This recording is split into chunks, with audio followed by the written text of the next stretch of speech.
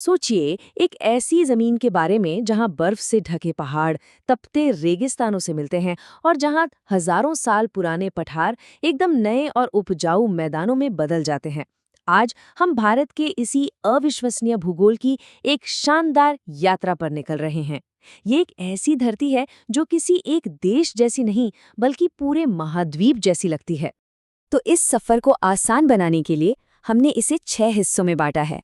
हम भारत के साइज से शुरू करेंगे, फिर इसके ताज यानी हिमालय को देखेंगे, इसकी दिल यानी मैदानों और पठारों को समझेंगे और आखिर में इस बात पर गौर करेंगे कि ये सब मिलकर भारत के भविष्य को कैसे तय करता है। देखिए, भारत के भूगोल को समझने के लिए सबसे पहले इसके जबरदस्त आकार को समझना जरूरी है। तो चलिए कुछ आंकड़ों से शुरुआत करते हैं जो सही मायनों में इस उपमहाद्वीप का पैमाना दिखाते हैं। 32 लाख वर्ग किलोमीटर। सुनने में ये बस एक नंबर लगता है ना, लेकिन असल में ये दुनिया की कुल जमीन का सिर्फ 2.4% हिस्सा है। पर मजे की बात यह है कि इस छोटे से हिस्से में एक बहुत ही हैरान करने वाली चीज है। जी हाँ, दुनिया की 17% आबादी, मतलब जमीन कम लोग ज्यादा। और ये जो इतना बड़ा जनसंख्या घनत्व है वो भारत की सीमाओं के अंदर है, और ये सीमाएं भी अपने आप में एक कहानी है। 15,200 किलोमीटर, इतनी लंबी जमीनी सरहद। तो एक सवाल तो बनता ही है, भारत की सबसे लंबी सीमा किस पड़ोसी देश के साथ है? इसका जवाब शायद आपको थोड़ा चौंका दे। नहीं, चीन या पाकिस्तान नहीं है, ये है बांग्लादेश, जिसके साथ हमारी 4,096 किलोमीटर की बहुत ही जटिल और घुमावदार सीमा है। और वहीं दूसरी तरफ सबसे छोटी सीमा अफगानिस्तान के साथ है, जो सेंट्रल एशिया के लिए एक बहुत जरूरी पर अक्सर नजरअंदाज किया जाने वाला रास्ता है। चलिए अब अपनी नजरें उत्तर की ओर घुमाते हैं, भारत के शानदार मुकुट की तरफ, यानी हमारे महान हिमालय की ओर। ये सिर्फ एक पहाड़ की श्रृंखला नहीं है, बल्कि ये मौसम को रोकने वाली एक दीवार है, संस्कृतियों को बांटने वाली एक रेखा है और ना जाने कितनी ही नदियों का घर है। अब देखिए, हिमालय को एक सीधी दीवार की तरह सोचना ठीक नहीं होगा।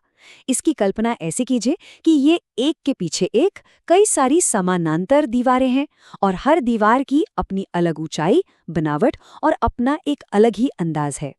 बर्फ से ढके हिमाद्री से, जहां दुनिया की सबसे ऊंची चोटियां हैं, वहां से लेकर नीचे हरी भरी शिवालिक की पहाड़ियों तक, ये जो परत दर परत बनावट है ना, वो मौसम और इकोसिस्टम का एक कमाल का संतुलन बनाती है। हर परत पर जीवन जीने का एक अलग ही तरीका है। लेकिन ये पहाड़ पूरी तरह से बंद नहीं हैं। सदियों से इनके बीच के रणनीतिक दर्रे, जैसे जोजिला और नाथुला, व्यापार, लोगों के आने जाने और यहाँ तक कि हमलों के लिए भी अहम रास्ते रहे हैं। यही वो रास्ते हैं जो भारत को बाकी एशिया से जोड़ते हैं। तो पहाड़ों की छांव से निकलकर अब हम भारत के विशाल दिल में उतरते हैं। ये एक ऐसा इलाका है जहाँ दो बिल्कुल अलग दुनियाएं आपस में मिलती हैं। एक तरफ है नए उपजाऊ मैदान और दूसरी तरफ है पुराने खनिजों से भरे पठार। देखिए, एक तरफ है उत्तरी मैदान, जिन्हें भारत का अन्न का कटोरा भी कहते हैं। ये हिमालय से आने वाली नदियों की लाई हुई नई और उपजाऊ मिट्टी से बने हैं।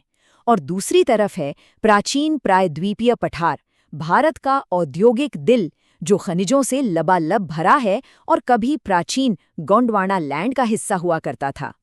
इसी पठार का एक हिस्सा, छोटा नागपुर पठार, तो खनिजों से इतना भरा हुआ है कि उसे भारत का मिनरल हार्टलैंड यानी खनिज हृदय स्थल का नाम ही मिल गया है।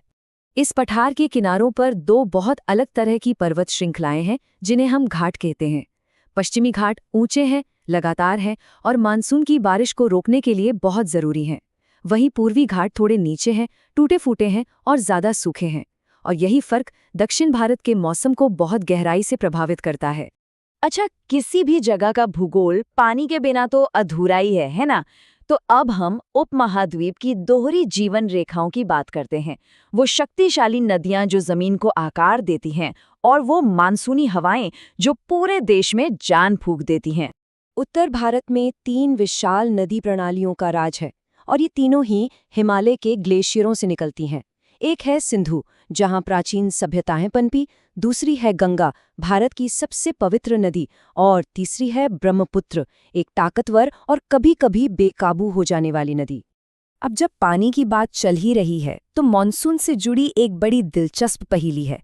जहां भारत के ज्यादातर हिस्सों में गर्मियों में बारिश होती है, वहीं एक राज्य ऐसा है जहां मुख्य बारिश का मौसम सर्दियों में होता है। क्यों? तो इसका जवाब है लौटता हुआ मानसून। होता क्या है कि गर्मियों का मानसून दक्षिण पश्चिम से आता है, लेकिन सर्दियों में हवाएं अपना रास्ता बदल लेती हैं। वो उत्तर पूर्व से बंगाल की खाड़ी के ऊपर से ढेर सारी नमी उठाती हैं और उसे सीधा तमिलनाडु के तट पर बरसा देती हैं। इसी वजह से वहाँ एक अनोखा सर्दियों का बारिश का मौसम बनता है।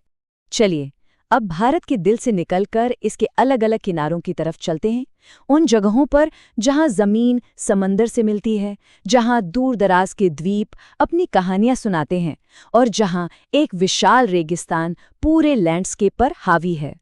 भारत के पास 7,500 किलोमीटर से भी ज्यादा लंबी तटरेखा है, जो कई राज्यों से गुजरती है, लेकिन सब एक जैसी नहीं है।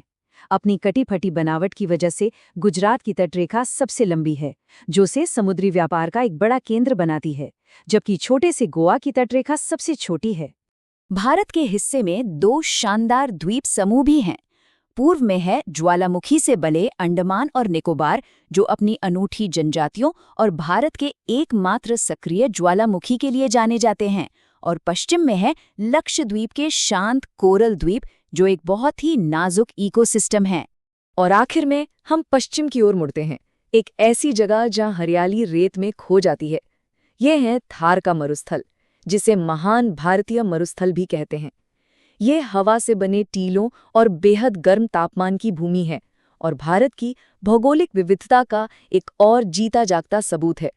तो हमने पहाड़ों की ऊंचाइयां नापी, मैदानों की विशालता देखी और समुद्र के किनारों की सैर भी कर ली। अब इन सबको एक साथ जोड़ते हैं और पूछते हैं, ये जो कमाल का भौगोलिक ताना बाना है, ये भारत के आने वाले कल को कैसे शेप देता है? देखिए, ये सिर्फ एक अकादमिक सवाल नहीं है। भारत का भूगोल इसकी सबसे बड़ी ताकत भी है और सबसे बड़ी चुनौती भी। उत्तर में अभेद्य लगने वाले हिमालय से लेकर हिंद महासागर में इसकी विशाल पहुंच तक ये जमीन ही भारत की किस्मत लिखती है। और ये एक ऐसी कहानी है जो आज भी लिखी जा रही है।